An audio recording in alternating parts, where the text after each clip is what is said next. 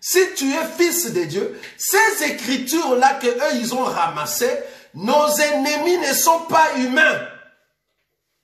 Mon ennemi, ce n'est pas comment on dit, la Bible l'appelle prochain. Mon prochain, ce n'est pas mon ennemi. Mon ennemi, c'est l'esprit qui dirige mon prochain.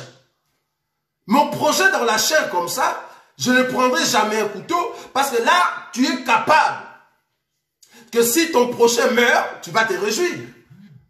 Comment est-ce que tu peux te réjouir de la mort d'un homme? Tu vois que tu brises l'écriture. Donc si ton ennemi meurt aujourd'hui, en fait, tu vas faire la fête, quoi. Voilà. Par rapport à quelle écriture? Tu vas prendre l'écriture de l'ancienne alliance. Nous serons dans la joie quand Jésus va tuer tous nos ennemis. Qui sont nos ennemis? C'est les diables et les démons. Nous serons dans la joie quand Satan sera arrêté. C'est là-bas que nous allons jubiler. Ne prends pas l'écriture de David pour les mettre aujourd'hui au temps de la grâce et de voir que l'ennemi qui te combat, c'est un homme physique. C'est pour cela que vous envoyez le feu. Que le feu consume. Que le feu brûle. Jusqu'à dire je les tue. Mais attendez. Vous voyez combien de gens sont devenus criminels comme ça? Vous êtes des criminels spirituels, c'est grave. Comment tu peux tuer des gens comme ça? Et plus grave encore, tu n'as pas la sensation.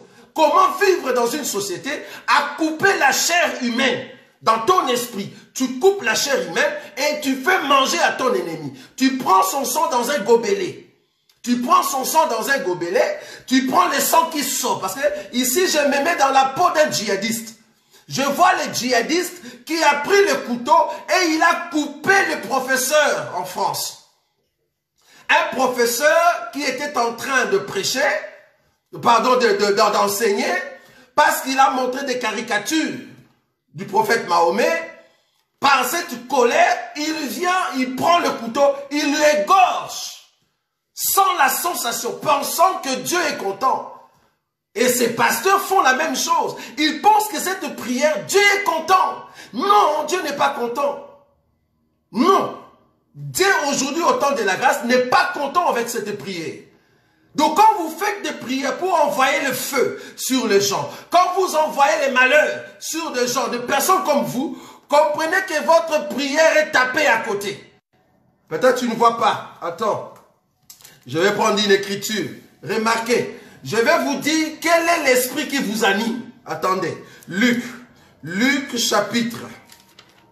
Je vais prendre une écriture. C'est grave, c'est grave. Mais tu es un tueur.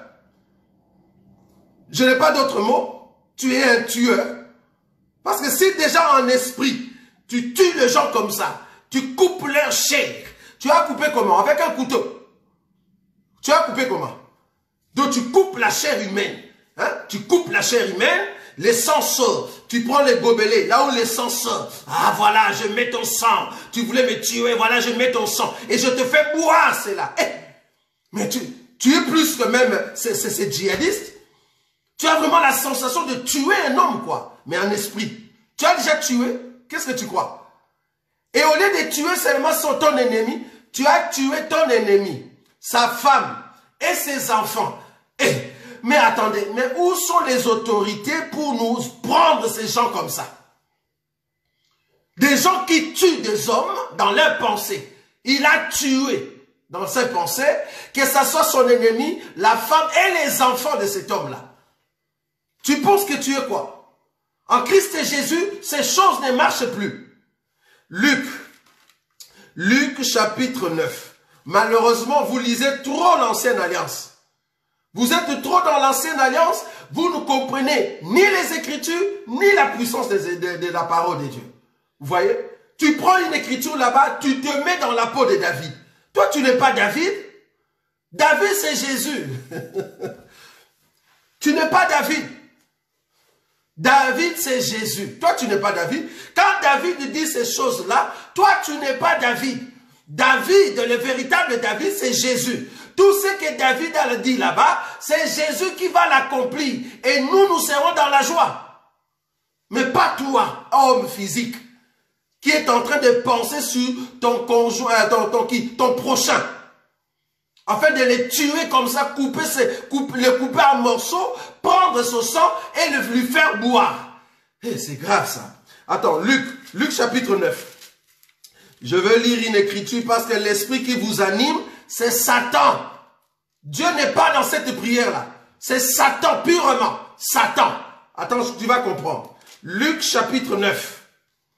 Une prière tapée à côté sans enseignement. C'est grave ça. Luc chapitre 9, je prends l'écriture 51. Luc chapitre 9, je prends le verset 51 jusqu'à 56. Je lis rapidement.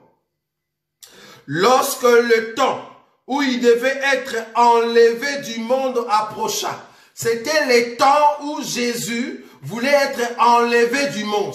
Or, pour passer par l'enlèvement, il y a d'abord des étapes. Tu ne peux pas être élevé si tu ne passes pas par ces étapes-là.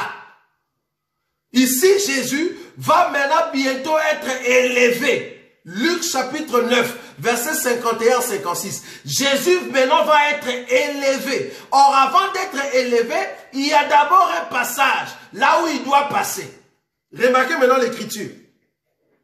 Lorsque le temps où il devait être enlevé du monde approcha, Jésus prit la résolution de se rendre à Jérusalem. Il envoya devant lui de messagers qui se mirent en route et entrèrent dans un bourg de Samaritains pour lui préparer un logement. Mais on ne les reçut pas parce qu'ils se dirigeaient sur Jérusalem. Les disciples, Jacques et Jean, voyant cela, dirent, « Seigneur, veux-tu que nous commandions que le feu descende du ciel et les consume, comme a fait Jean, comme Jean le Tishibite avait fait. Et pardon, Élie, comme a fait Élie, comme Élie l'avait fait. » Le verset 53. Mais on ne les reçut pas parce qu'ils se dirigeaient sur Jérusalem. Les disciples Jacques et Jean, voyant cela, dirent, Seigneur, veux-tu que nous commandions que le feu descende du ciel et les consume, comme a fait Élie? 55. Jésus se tourna vers eux. Je me te dire, quand il parlait, parce que toi tu ne vois pas les Écritures, nous sommes des sentinelles. Nous ne passons pas comme ça dans une écriture sans bien voir. Dieu nous a donné des yeux, de gros yeux, pour bien voir les Écritures. Tu n'as pas bien vu ici. Regardez, le verset 55. Jésus se tourna vers eux. Donc quand il parlait, Jésus leur avait donné les dos. Donc il parlait dans la loi.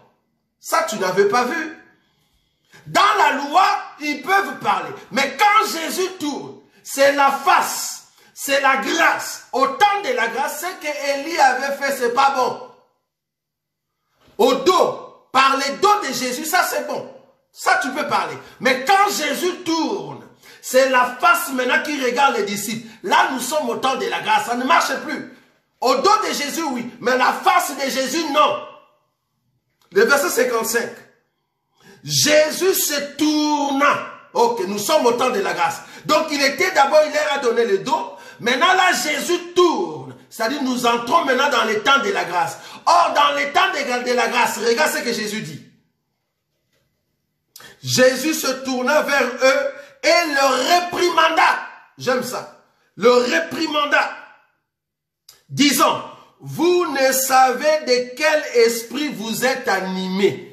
Vous ne savez de quel esprit vous êtes animés. Car le Fils de l'homme est venu non pour perdre les âmes des hommes, mais pour les sauver. Et ils allèrent dans un autre bourg.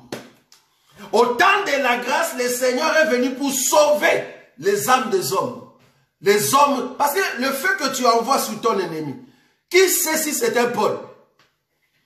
Là, tu es en train de le couper en morceaux. Qui t'a dit que cet homme va aller en enfer? Parce que ça peut, c'est pour que c'est un Paul. C'est un Paul qui était contre vous, c'est vrai, mais que le Seigneur va toucher très bientôt. Toi, tu ne peux pas tuer un homme. C'est interdit dans notre évangile de tuer un homme, que ce soit en esprit. Que ce soit en esprit. Parce que le péché aujourd'hui au temps de la grâce, Ce que tu es en train de penser, ce que tu penses dans ton cœur, donc tu peux le faire par l'acte, c'est ça qui est condamnable. Comment tu peux tuer un homme dans ton esprit? C'est grave.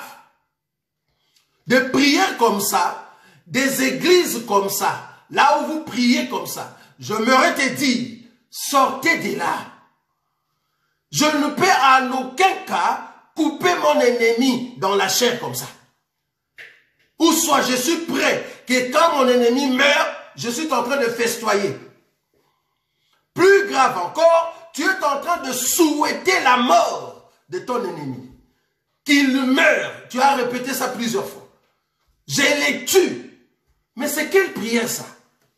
Ça c'est quelle prière? Tu as prié, donc tu as tué toute une famille. Le père, la maman et les enfants. Pourquoi? Parce que le père c'est ton ennemi. Qui t'a dit aujourd'hui au temps de la grâce que tu peux faire cette prière? Par rapport à quel enseignement? Vous confondez les temps. Vous prenez la loi sans pour autant passer par le filtre. Parce qu'il faut comprendre que toute la loi passe par un filtre. Le filtre s'appelle Jésus-Christ. C'est comme l'eau qui n'était pas trop claire. Quand cette eau descend dans un filtre propre, l'eau qui va sortir après, ça sera de l'eau pure.